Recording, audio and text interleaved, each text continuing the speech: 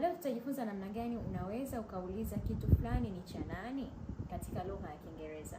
Nikisema whose is this, nitakuwa nimekishikilia. Kwa mfano kama hii glass, nitakuwa nikisema whose is this, whose is this, kama nimekishikilia. Lakini muda mwingine naweza nikawa specific, nikaenda moja kwa moja nikasema whose glass is this, whose glass is this, au whose bag is this. Nimelishikilia begi, nasema whose bag is this. Ila kwa mazungumzo ya haraka utasikia watu wakisema whose is this, akiwa amekishika kitu anakionyeshia.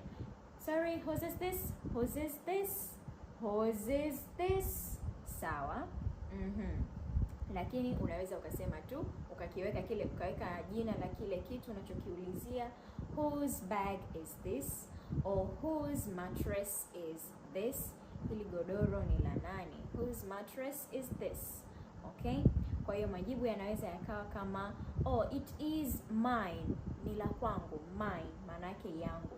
It's mine, it's mine. Au unaweza ukasema it's ours, yetu. Ours, yetu. It's ours, ni ya kwetu. Okay? Au unaweza ukasema it's theirs, ni ya kwao. Theirs, it's theirs. Okay? Au unaweza ukasema it's yours, ni ya kwako. Yours, yako. Okay?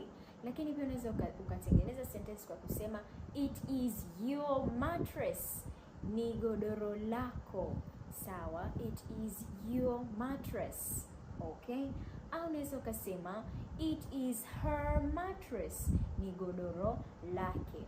Kwa naweza nikasema it is her mattress, ama kwa kifupi it is hers. Okay? It is your mattress, ama it is yours.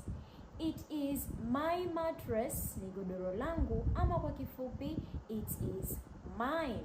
Okay? Ama it is their mattress, ni godoro lao, ama it is theirs. Okay?